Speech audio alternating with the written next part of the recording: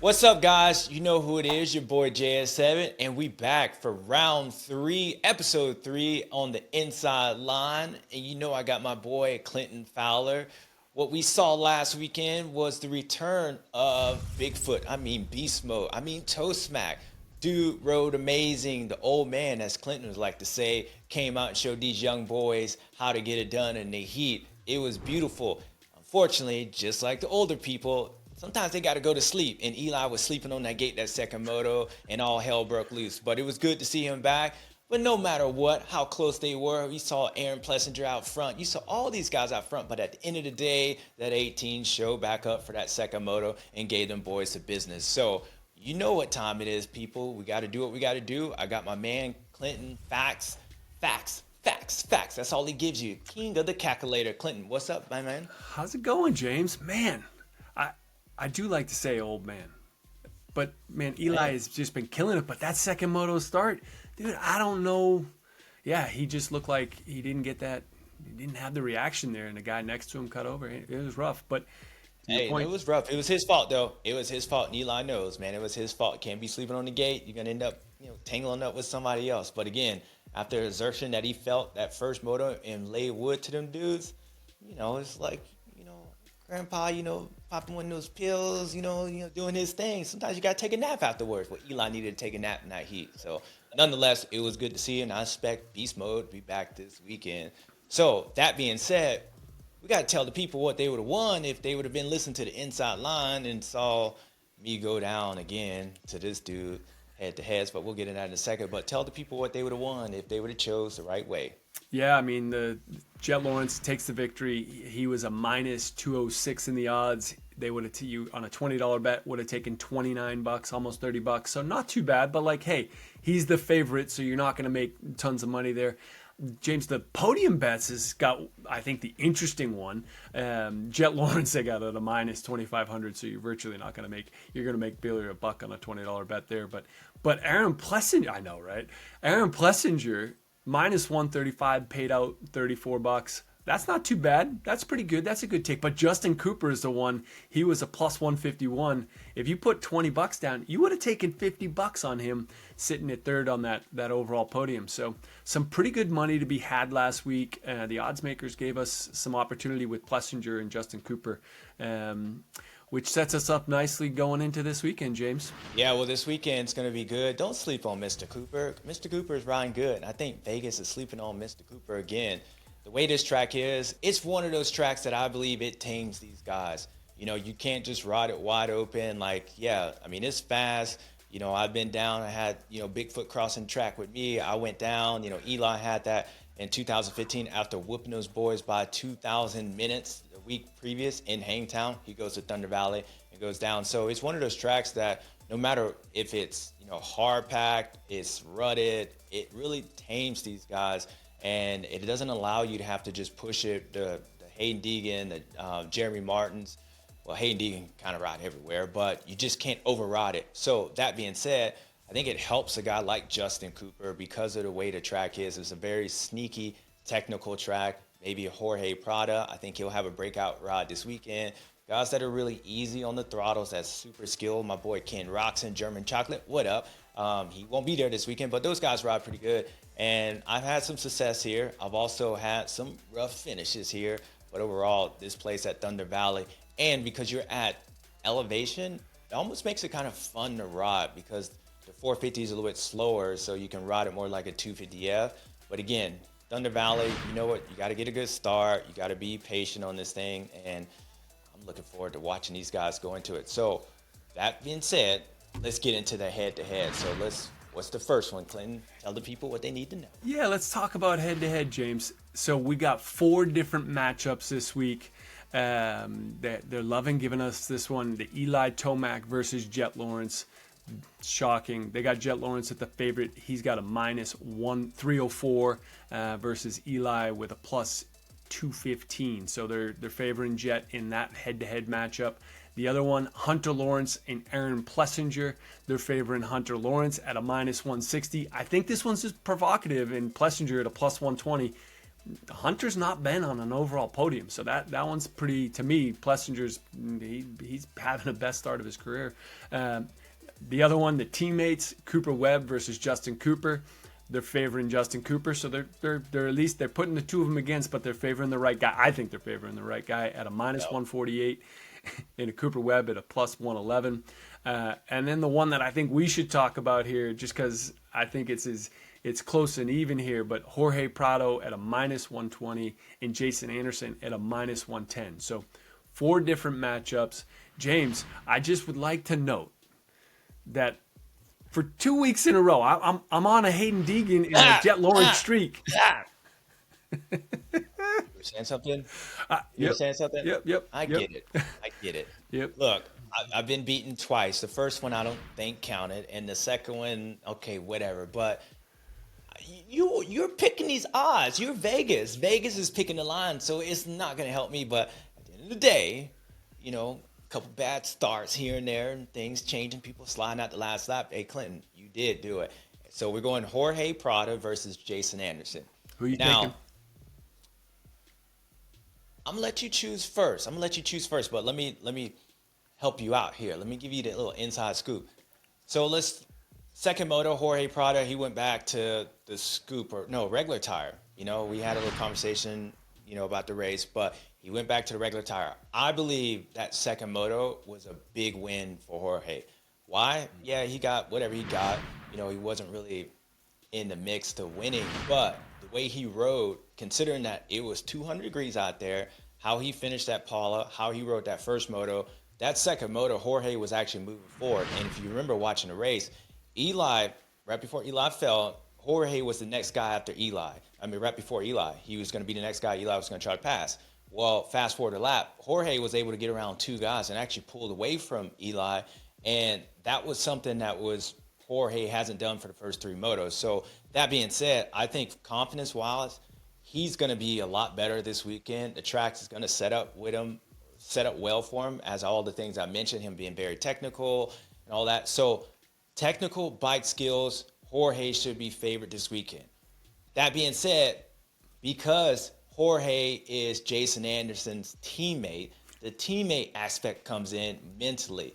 Nobody wants to get beat by your teammate. Nobody wants to get beat by no foreigner teammate that, Jason feels like this is his team. Jorge, Kawasaki, you probably best believe they're all in on Jorge. Jason don't like that. Jason took a little bit of time off. Jason's back. He's got to do it for Cynthia.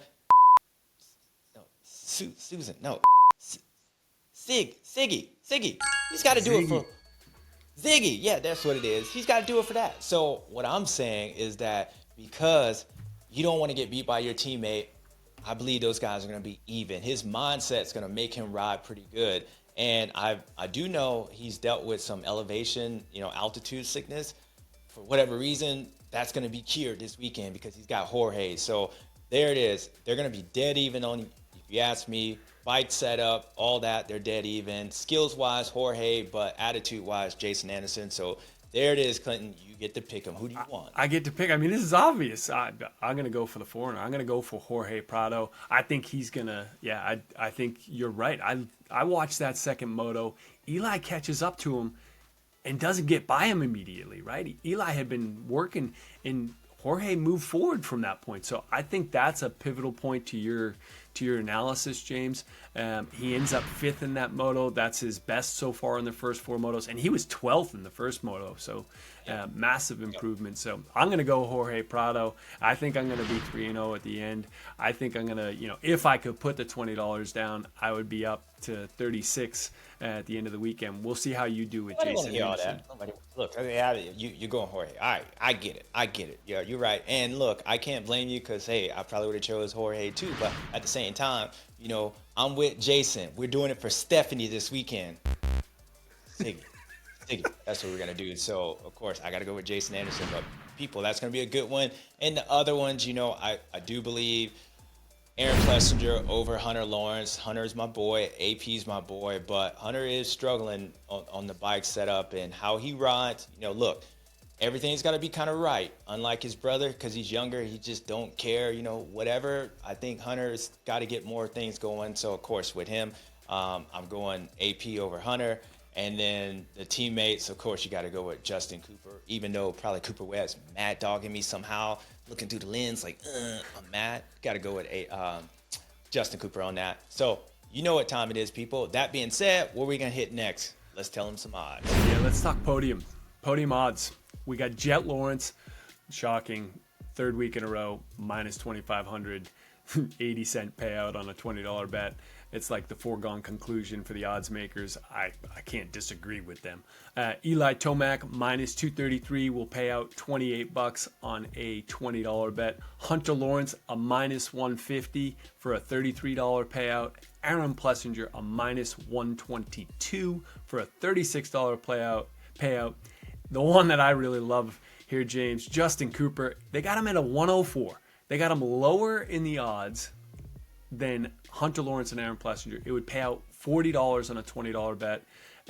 Dude, Justin Cooper has got his best finish here last year in his rookie season. He went 3-3 for third overall.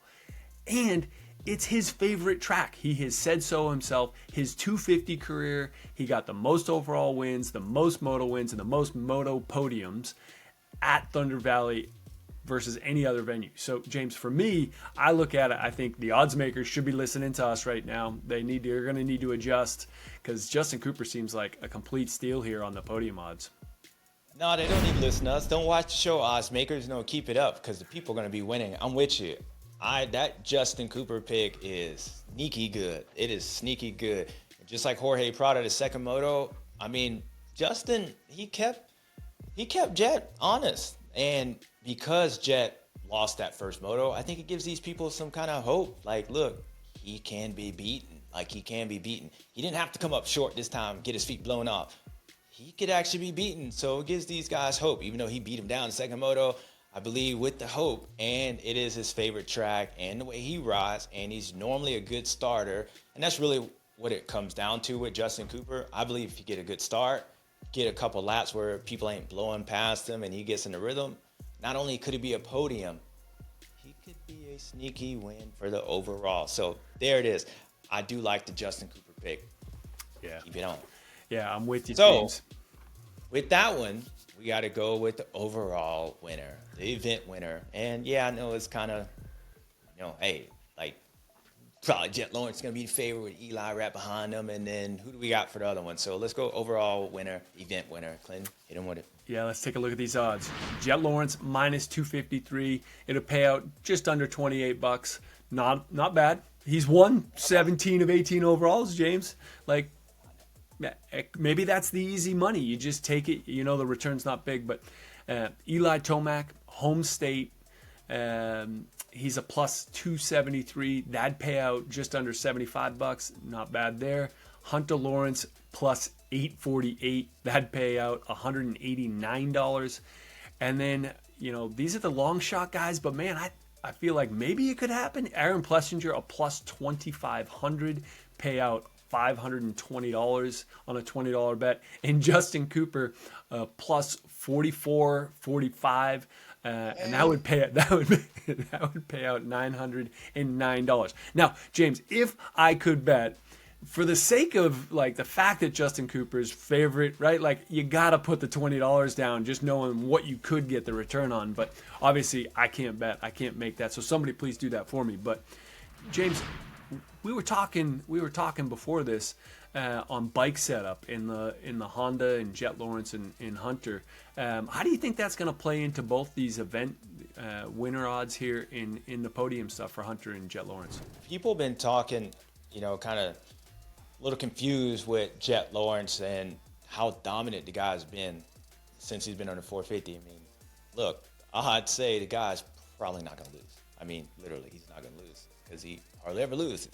But I've been saying for the last couple of years that those guys have actually been a lot closer than the results would say. It's not like he's playing around with those guys. He's just, I wouldn't say a front runner because that means the only way he can win if he gets a start. And I don't believe that. I mean, I do believe the guy's got the skills and he's got the pace to outrun anybody. He's normally the fastest. But I do think that those guys, Chase Sexton and guys, have been a lot closer the last couple of years, and people have been calling me crazy. So when you watch that first moto, I don't believe Jet Lawrence rode any difference between the first moto and second moto.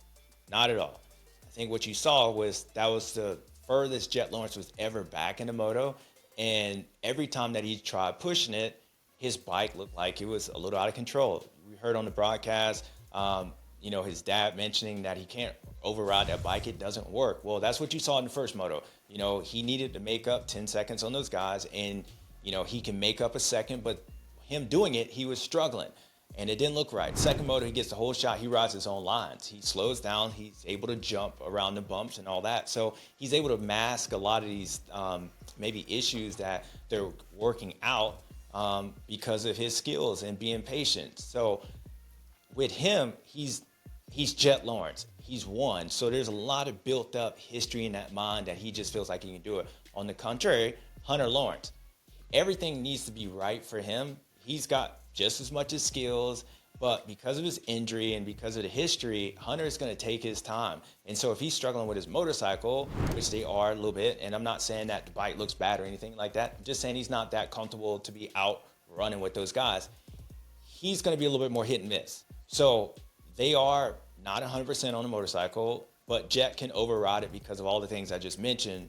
So this weekend, when I'm looking at the odds, that's not going to change here at Thunder Valley. The one sake for Hunter is he won here last year. So just like I was mentioning with Jason Anderson, mentally he probably will ride better here because he's won here. But those bike issues are the same spot. So if he doesn't get a good start or the bike's kicking around, he's going to take his medicine, top 5 guy, which makes Aaron Plessinger a better pick than him, which makes Justin Cooper a better pick than him.